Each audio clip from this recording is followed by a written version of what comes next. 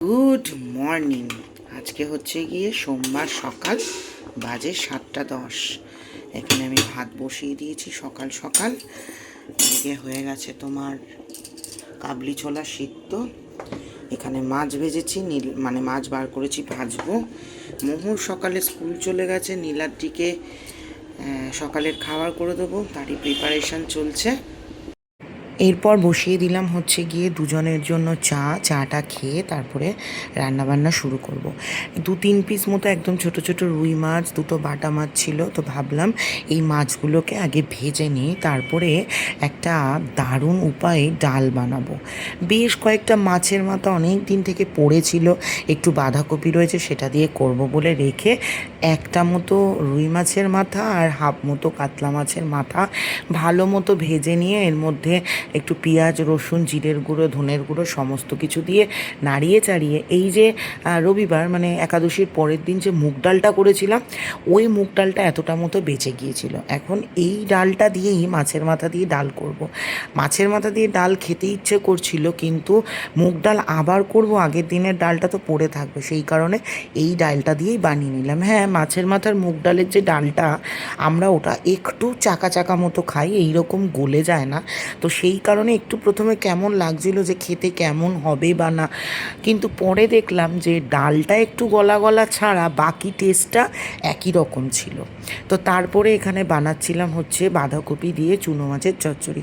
অনেকে আমার কাছে এই রেসিপিটা চেয়েছো, আমি কিন্তু আগে বলেছি যে এটা আমি কস্তুরি থেকে একবার খেয়েছিলাম, তারপর থেকে এরকমভাবে রান্না করি।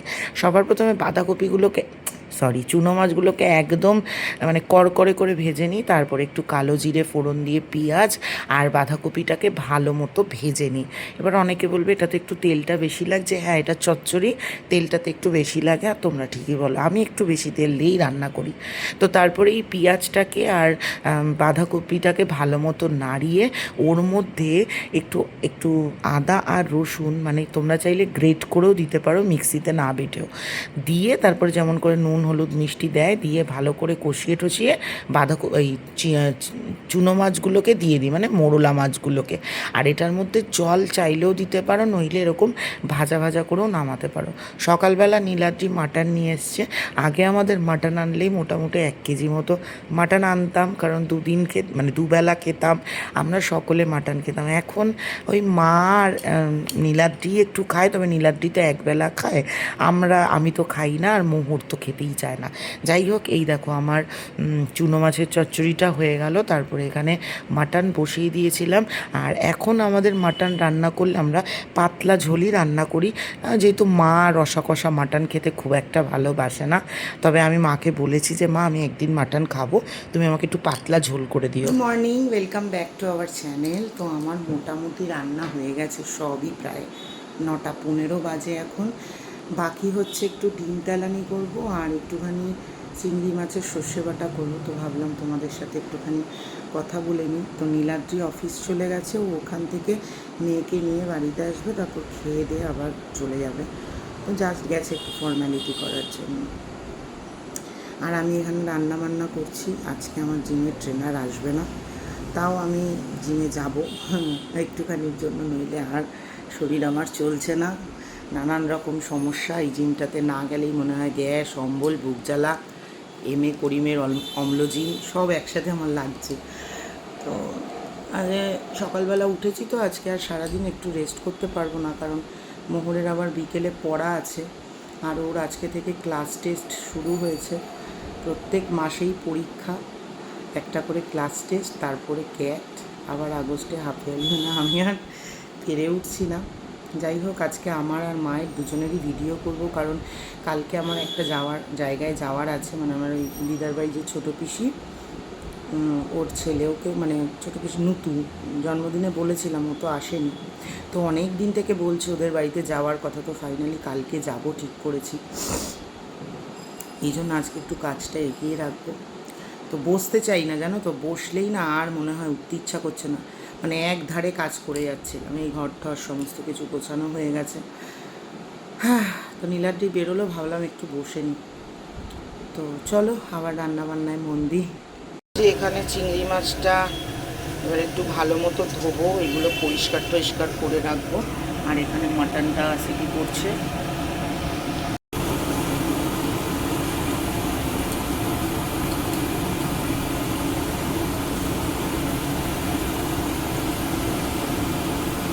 যে ডিম তেলানির ঝোলটা বসিয়ে দিয়েছি, এটা একবার ফুটে উঠলে ডিমগুলো ছেড়ে দিয়ে দেবো। ডিমগুলো সব দেয়া হয়ে গেছে, এটা হোক কিছুক্ষণ, গ্যাসটা আস্তে করে দিই। সব রান্না মোটামুটি হয়ে গেছে আমার।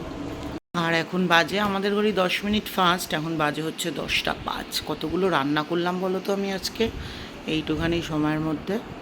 ঘরের সব কাজকর্ম রান্না বান্না সব কমপ্লিট। তো এই যে এখানে নীলাদ্রির ভাত বেড়ে রেখেছি, মানে আলু পোস্ত, মাছ ভাজা আর একদম পাতলা করে খাসির মাংসের ঝোল। এটি আসলেই খেয়ে বেরিয়ে যাবে। আর আমার এই যে রান্না বান্না হয়ে গেছে, দেখাচ্ছি তোমাদের একটু পরে।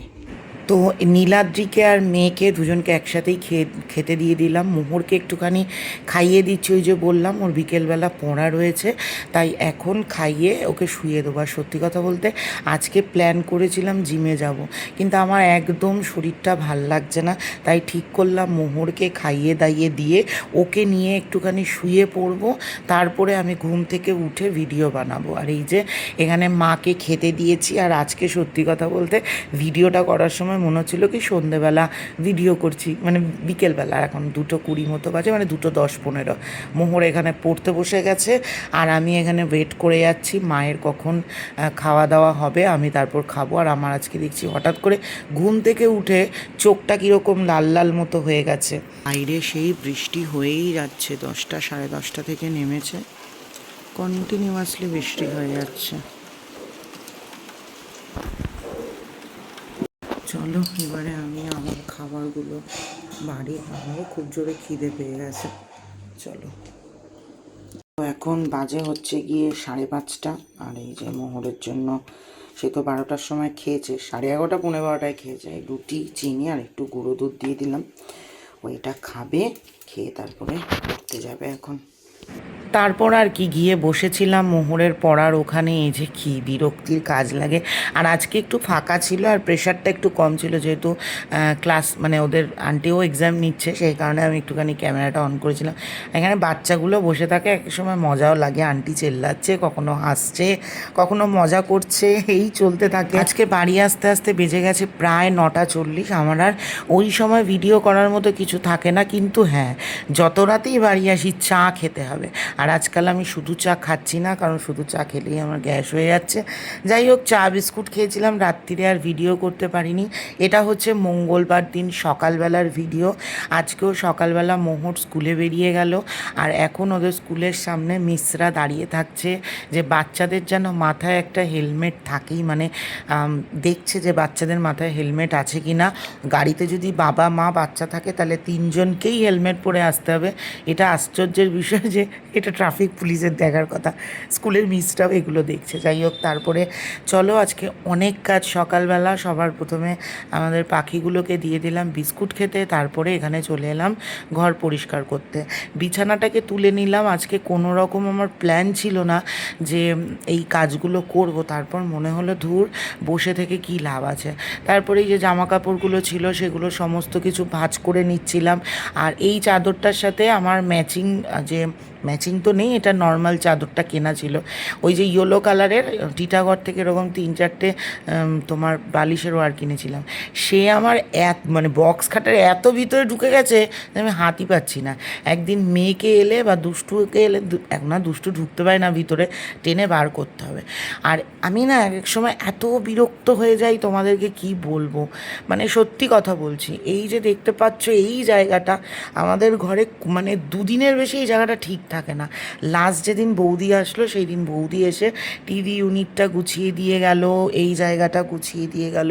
কি বলবো, দুঃখের কথা। আমার বর অফিস থেকে আসবে, চাবিটা চুরে ওখানে রেখে দেবে, কাগজপত্র ওখানে ঢুকিয়ে দেবে, আমার মেয়ের পেন্সিল এই সেই যা থাকবে ওই ওই শোকেসটার মধ্যে যা তা করে রেখে দেবে।